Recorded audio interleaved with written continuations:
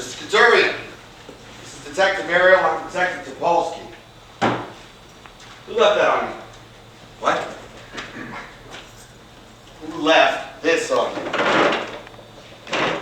It's the man. Why didn't you take it off? Looks stupid. I didn't think I was supposed to. It just looks stupid. Yes? As I was saying, this is Detective Ariel, I'm Detective Topolsky.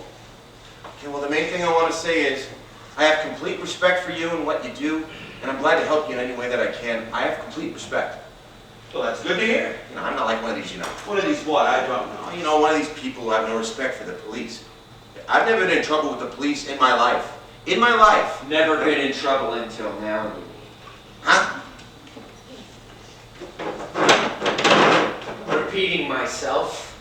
You have never been in trouble with the police until now, you mean? I'm in trouble with the police now? What else are you doing here? Helping you with your inquiries, I thought. Oh, so we're friends of yours. Like, we took you here like this is a social visit. Like we're friends of yours? We're not friends, no. You've had your rights read. You've been took out of your home. You've had a fucking blindfold on. Do you think we do this to our good fucking friends? We're not friends, no, but by the same token, I hope we're not enemies. I am going to hit you so hard in the fucking head. Huh? Am I mumbling? Topolsky, am I mumbling? No, you're not mumbling. You're quite clear. I didn't think I was mumbling. Hey, you don't have to. I'm going to answer everything you want me to. You don't have to. You will answer everything we want you to. There was never a question. You will answer everything we want you to. There was a question. How much are you going to make us fuck you up in the meantime? Was what the question was. Going to try not to make you fuck me up at all. Because the reason is I'm going to answer everything. Well, that's a start, isn't it? So, why do you suspect we're brought you here? You must suspect some reason. Look, why don't we just start torturing him and cut out all this shit? What? Ariel, who's the number one on this case? Me or you? Thank you. Don't listen to him. So, why do you suspect we brought you here? I've been racking my brains, but I can't think. You've been racking your brains, but you can't think? No. Well, yes or no? Yes. Huh? I mean, because I've never done anything. I've never done any anti-police thing. I've never done any anti-state thing. You've been racking your brains, but you can't come up with a single reason why we may have brought you here. Come up with a reason. Not so much a reason, but a thing. I assume there must be a linkage. Although I can't see how there can be a linkage. Well, linkage of what? I mean, of what to what? Or of what to what? What? It's the only thing is how you... Well, you took my stories away too when you took me, and now you have them there. That's the only thing. I have them where? You've been reading these papers I've got in front of me? And I have been reading. Papers which, for all you know, maybe some immensely classified, very, very secret thing. No, my eyes just caught the titles just glancing. Oh, like your peripheral vision. Yes. Except, hang on. Now, for it to be your peripheral vision, you'd have to be turned this way, see? Like this, like sideways, see? Like this way. I meant... See, like this, like sideways, see? I meant the peripheral vision at the bottom of my eyes. Oh, the peripheral vision at the bottom of your eyes. I don't know if there's a word for that. There isn't. So, why would there be a linkage? You're being brought down here, your stories. It isn't a crime to write a story. Oh, yeah, that's what I thought. I mean, given certain restrictions. Well, of course. You're not given the security of the state, the security of whatever. I wouldn't even call them restrictions. I wouldn't call them restrictions. I would call them guidelines. Guidelines, yes. Given certain guidelines, given the security of whatever, it isn't a crime to write a story. That's what I thought. That's the whole thing. What's the whole thing? I mean, I agree. You read these things, these stories, supposedly the government's all this, the police are all this political, what would you call it? Government should be doing this. Please. Fuck off. You know what I say? I say if you've got a political axe to grind, if you've got a political, what do you call it? Go write a fucking essay. I'll know where I stand. I say keep your left wing this, keep your right wing that. Tell me a fucking story, you know? A great man once said, the first duty of a storyteller is to tell a story, and I believe in that wholeheartedly. The first duty of a storyteller is to tell a story. It wasn't the only duty of a storyteller is to tell a story. Yeah, that might have been it. The only duty of a storyteller is to tell a story. I can't remember. But anyway, that's what I do. I tell stories. No axe to grind, no anything to grind, no social anything whatsoever. So that's why I can't see if that's why you brought me down here, I can't see what the reason would be. Unless something political came in by accident, or something that seemed political came in. In which case, show me where it is. Show me where the bastard is. I'll take it straight out. I'll fucking burn it. You know? You know what I mean? I have to fill out this form now. It's a form in case something bad happens to you in custody. We've got a problem here with your name, though. Your surname is Katurian, yes? Yes? Oh, see, we've got your first name is Katurian. My first name is Katurian. Your first name is Katurian. Yes? And your second name is Katurian. Yes. Your name is Katurian. My parents were funny people. Yeah. Middle initial. K. Your name is Katurian. Like I said, my parents were funny people. Yeah. Now for funny, I guess read stupid fucking idiots. I'm not disagreeing. Your address is Kamenichi 4443. Yes. Which you share with? My brother, Michael. Ah, Michael. At least it isn't fucking Katurian. He's backward, your brother, yeah? He's not backwards. No, he's just slow to get things sometimes. He's slow to get things, okay. Next of kin. It's my brother. My next of kin. Just formalities, Katurian. You know what I mean. Place of work. The Kamenichi Slaughterhouse. This writer. That's not so bad. You like to work there? No, but it's not so bad. Cutting up animals. I don't cut stuff, I just clear stuff. Oh, you don't cut stuff, you just clear stuff. Yes. I see. I just clear it. You just clear it, you don't cut it. Yes. I see. Just cut it.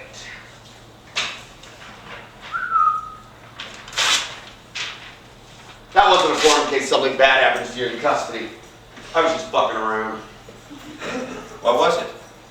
This piece of paper I was about to tear into. Let's see here. Here we are, the little Apple Man. What about it? It's not one of my best ones. It's pretty good though.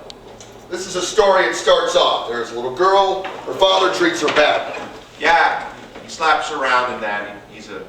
You seem to have a lot of stories. He's a what? What? The father. He's a something. He represents something, does he? He represents a bad father. He is a bad father. He is a bad father. Yeah, he slaps the little girl around. Oh, this is why he's a bad father. Yes. What else does he do to the little girl? He is a bad father. I don't know, as far as I can tell from the story, remember, he just treats the little girl badly. You can draw your own conclusions. Oh, we can draw our own conclusions now, can we? Huh? You're telling us we can draw our own conclusions now, No. are you? No. Yes. We know we can draw our own fucking conclusions. I know. Huh? I know. Fucking, huh?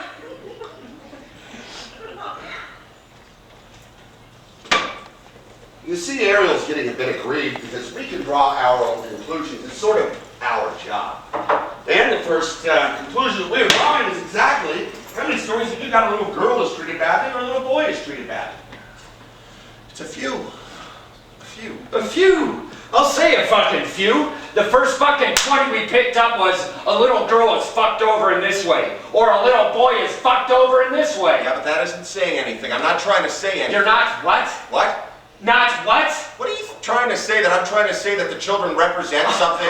I am trying to say... What, that the children represent the people or something? I am trying to say... He's putting words into my fucking mouth now. I am trying to say, let alone draw our own fucking conclusion. No! We can't even speak now, this fucking man says. Put your fucking hands down!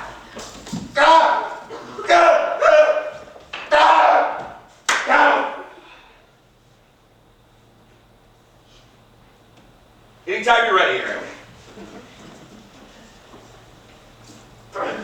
Retake your seat, please.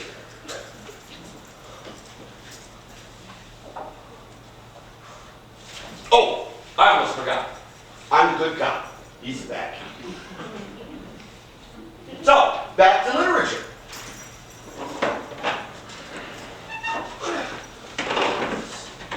Now the father, as we have already established, treats the little girl badly. So one day she gets some apples and she makes a number of applemen out of these apples. Little fingers, little eyes, little toes. And she gives these apples to her father. Well, but she tells him they're not to be eaten. They're to be kept as a memento when his only little girl was young. Naturally, the bigger father swallows some of these apples. Just to spite her, they have razor blades in them. He dies in agony.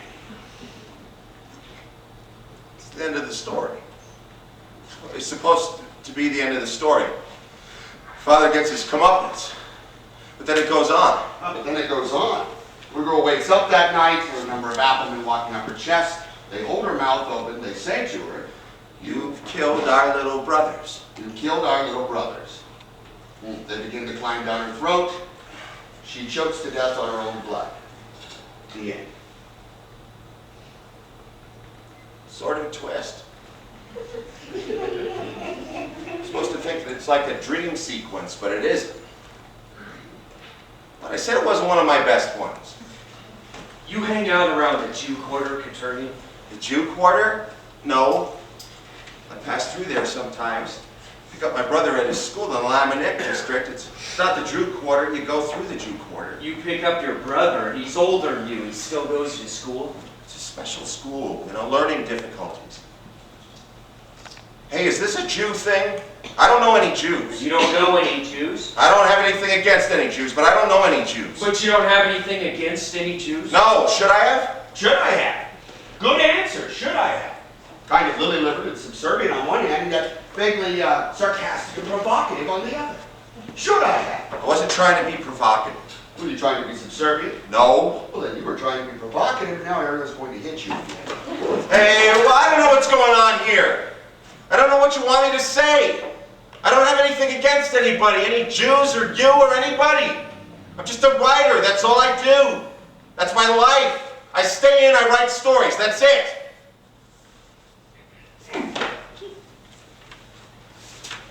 This reminds me. I'm going to talk to the brother. My brother's at school. Well, me and Ariel, we have this really funny thing. We always say this reminds me when the thing hasn't really reminded us of the thing it's supposed to remind us of at all. It's really funny. My brother's at school. Your brother is one door down. But he'll be scared. You seem a little scared yourself. I am a little scared. What are you scared about? I'm scared my brother's all alone in a strange place. And I'm scared your friend just went to kick the shit out of him. And I'm scared he's going to come back in here and kick the shit out of me again. Although if he does, that'll be okay. I mean, I'd rather he didn't, but if you've got something against these stories, then go ahead and take it out on me. But my brother, come on, he frightens easily. He doesn't understand these things. He's got nothing to do with these stories. I've only ever read them to him anyway. So I think it's just completely unfair that you brought him down here, and I think you should just fucking go and let him out of here right now. Right fucking now! I bet you're all full of adrenaline right now, aren't you? Ooh, just shouting at policemen. Ooh, probably shouldn't have, but ooh, got really angry. Ooh! Calm the fuck down, all right? You think we're animals? No. We're not animals. We deal sometimes with animals, but we're not animals. Your brother will be fine, I give you my word. Now, 3 crossroads. This does not seem to have your theme. What theme? You know, your theme. Some poor kid gets totally fucked up. Your theme. Not a theme. Some of them turned out that way, but that isn't a theme. Although, maybe in an oblique way, it does have your theme. I don't have themes. I've written, what, 400 stories, and 10 or 20 of them have children in them? Have murdered children in them. What is this about stories with murdered children in them? Do you think I'm trying to say go out and murder children? I'm not saying you're trying to say go out and murder children. Are you trying to say go out and murder children? No! No fucking way, are you kidding? I'm not trying to say anything, that's my whole thing. Oh, yeah, I know. Your whole thing. The first duty of a storyteller is to blah, Yes. blah, blah, blah. Yes! Blah, blah, blah. This three at the crossroads. If there's children in them, it's incidental. If there's politics in them, it's incidental. It's accidental. Yeah, except the thing is, when I'm talking, don't interrupt me. No, I'm Okay? sorry. If I ask you something outright, or if I go with my eyes like, go ahead and say something, then you go ahead and say something. But if I'm in the middle of something... No, I'm sorry. And you're fucking doing it again! Did I ask you something outright? Did I go with my eyes like, go ahead and say something? No. No. I didn't, did I? Did I? See, that was an outright question. And I did go with my eyes like, go ahead and say something. I'm sorry, I'm nervous. You have a right to be nervous. I know. No, you didn't hear me. I said you have a right to be nervous. Why? This three-gated crossroads, what are you trying to tell us with this story? I'm not trying to tell you anything. It's just a puzzle without a solution. Well, what is the solution? There isn't one. It's a puzzle without a solution. You see, I think there is a solution, but then I'm really clever. You're right, you're supposed to wonder what the solution is, but the truth is that there isn't one, because there's no two things in there's no worse things than the two things that says, is there? There's nothing worse. Is there? A man wakes up in an iron gibbet he's been left to starve to death in. He knows he was guilty of the crime they put him in there for, but he cannot remember what the crime was. Across the crossroads from him, there are two other gibbets. Let's see here, there's a placard outside one that reads rapist, there's a placard outside the other that reads murderer. There's a dusty skeleton inside the rapist cage, and a dying old man inside the murderer's cage. Our man cannot read his placard, so he asks the old man to read it for him. The old man reads his crime, and then spits in his face in disgust. So nuns come along, they say prayers over the rapist, they give food and water to the old murderer. They come to our man, they read his crime, the light drains from their faces, and they walk away in tears. That's a highwayman comes along, he pays no attention to the rapist, sees the old murderer, smashes the lock off his cage, and sets him free. Comes to our man, reads his crime, highwayman smiles slightly, our man smiles slightly back. The highwayman raises his gun and shoots him through the heart. As our man is dying, he yells out, "Just tell me what I've done!" Highwayman rides away without telling him what he's done. The last words our man says is, "Will I go to hell?" And the last sound he hears is the highwayman quietly laughing. It's a good story. It's something-esque. Unesque it is, I can't remember. I never went in for that esque side of this stuff anyway, but there's nothing wrong with that story now, is there? No, there's nothing wrong with this story. I mean, there's nothing that would make you think the person who wrote this story is a sick fucking scummy cunt. No, it's just, all it says to me is a pointer. A pointer? It is a pointer. Oh. Now, on the surface, you're saying this, but underneath the surface, you're saying this other thing. Oh. It's a pointer, you understand? Yeah, it's a pointer. It is a pointer. You said it's your best work. No, it's one of my best stories. Oh, it's one of your best stories. You have so many. Yeah. My best story is the Town on the River one. The Tale of the Town on the River. The Tale of the Town on the River.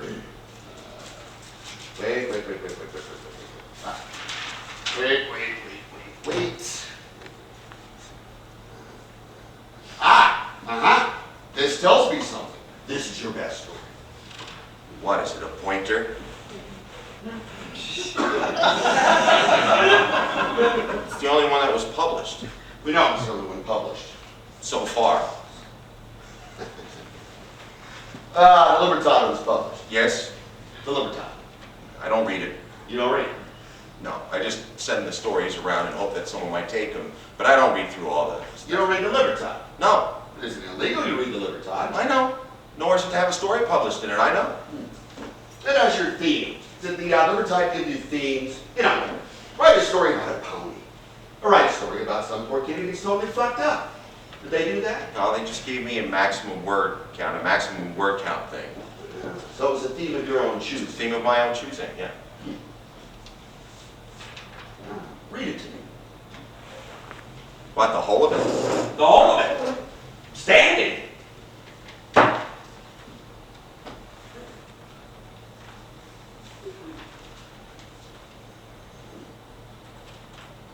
This feels like school somehow. Yeah, except in school they didn't execute you at the end. Unless you went to a really fucking tough school.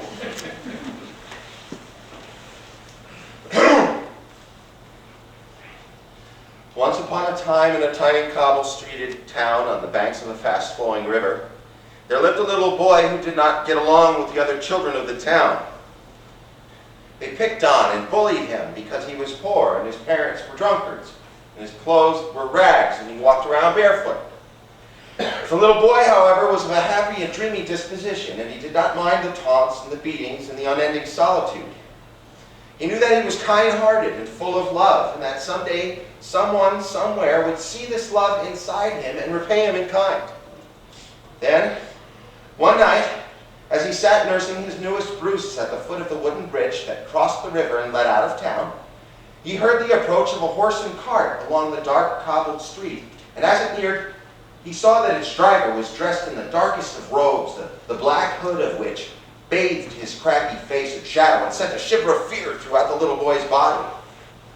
Putting his fear aside, the boy took out the small sandwich that was supposed to be his supper that evening, and just as the cart was about to pass onto and over the bridge, he offered it up to the hooded driver to see if he would like some. The cart stopped. The driver nodded, got down and sat beside the little boy for a while, sharing the sandwich and discussing this and that. The driver asked the boy why he was barefoot and ragged and all alone, and as the boy